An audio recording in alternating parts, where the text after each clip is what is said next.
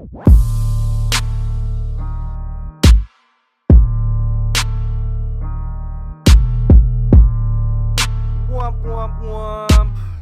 going on, fight fans? It's your host Sebastian, and welcome back to the boxing tip. Again with that noise. So this was a bit of a shocker to most people, at least the people who've shared their, picks with me.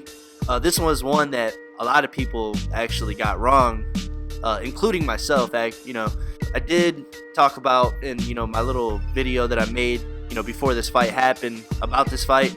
I did talk about Miguel Berchelt being a threat to Francisco Vargas, and at first it didn't seem that way to me at first when this fight, within like the first couple rounds. It looked like Francisco Vargas looked fresh, he looked good, really throwing out some beautiful combinations. And one thing I can say about Francisco Vargas, man, is that he is a pretty good combination puncher. Only downside is that he doesn't really have the defense to compensate for throwing all those vicious punches in sequence. But that's not really what Francisco Vargas has been known for regardless. Now Miguel Berchelt is now the new WBC title holder at 130 pounds.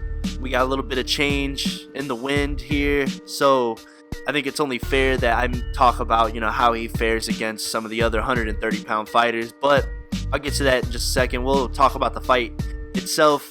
Now, like I said, Francisco Vargas started off looking pretty good, looked fresh, throwing some nice combinations. Miguel Berchelt was there to dish the punishment back out to him, so Berchelt never seemed like he left the fight. Francisco Vargas did manage to stagger him a little bit. I think it was in the second round with a real big, overhand right coming off of, taking shots from Miguel Berchelt, through that big right hand, caught Miguel Berchelt on the temple, staggered him a little bit, recovered fine though. And then basically, in the proceedings, it's just Berchelt, he was sharper, he was stronger, bigger, you name it, you know what I'm saying? He was there to win tonight. Obviously he took a lot of punishment as well. He did take, some good shots from Francisco Vargas. But Francisco Vargas, to kind of talk about him a little bit more, obviously he is a fan favorite, very exciting fighter, back-to-back fights of the years. But you got to ask yourself, you get into these fights of the years, that's what your career becomes, you know what I'm saying? And then trying to move forward from such vicious battles with vicious opponents, and the beatings that he took in those fights. And it's not so much the beatings that really wore him down. It's more of the the lacerations on the eyes, the scar tissue, just the damage his face has been taken. It didn't take very long for blood to be drawn from Francisco Vargas. And even looking at his face prior to the fight happening, you could see his eyes are scarred to hell, you know what I mean? And I think, that played a significant role in how this fight panned out. Miguel Berchelt obviously did seem like the much stronger fighter. And, how do I say this? But it wasn't going to be an easy task for Miguel Berchelt to pull off what he did, obviously. And it didn't appear that way, even for a minute. Francisco Vargas fought life or death, kept punching, just kept going. And, but the accumulation of punishment that he was taking in return was really starting to take a toll on him. Miguel Berchelt attacking the body, had a vicious left hook, seemed to wobble Francisco Vargas at times, stop him in his tracks. But Francisco Vargas, being the warrior that he is, was never gonna let off the gas. But it's one of those things where he falls victim into the style. He fell victim for the style that he's accustomed to fighting in, man. I mean, obviously it's an entertaining style for the fans to watch, but how far is it really going to get you in your career, And when you finally step up to the plate with someone who's as tough, as strong, if not stronger than you, how do you fare against that guy? You need defense, obviously. Francisco Vargas doesn't have the best defense, you know what I mean? He's not known for his defense, obviously, given the wars that he's been in, but Miguel Berchelt being the stronger fighter, and it seemed, even before this, I felt that Miguel Berchelt was going to be the stronger fighter. Between the two, you're not going to fare well against someone who is stronger than you. I don't care how much punches you throw, and you know what I'm saying, or how hard of a try you give it, you're eventually going to fall victim to your own style of fighting. And I feel like that was the case. Not to take away anything from Miguel Berchelt, he did do things well in the fight. He would catch Francisco Vargas in the middle of his combinations. He would also, press the attack and obviously, take advantage of Francisco Vargas's lack of defense. But, and it's saddening in a way, because after a fight like this, I don't see Francisco Vargas really coming back from this. The damage has been done, and there's only so much more punishment that this man is able to take. He might continue going on fighting, but how many more cuts on the eyes, the swelling, the hematomas, the everything? How much more of that can a man withstand before he decides that either I need to change my ways in boxing and become something a little bit different, or do I just keep going in and take those beatings until, I feel like I can't take any more? Or do I just, quit, or not quit, but just hang them up while I'm ahead, man, and continue on with my life? It's similar to Takashi Miura in the way that he looked in his fight. They don't look like they have it anymore, and it's not because they're not good fighters or anything like that. It's just because the type of wars that they've been in eventually is going to affect them down the road.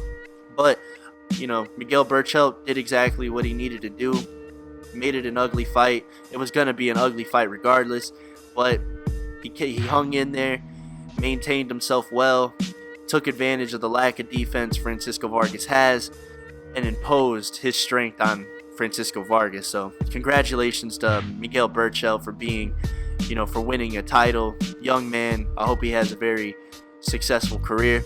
But, on the contrary, let me go ahead and talk about how he fares against other top 130 pounders. And I always find myself doing this with 130 pound fighters. It's got to be one of my favorite divisions, definitely. Now, given this type of style Miguel Berchelt fights in, if you ask me, his reign as a WBC champion doesn't seem like it's going to be an extended one. You know what I'm saying? You got fighters out there.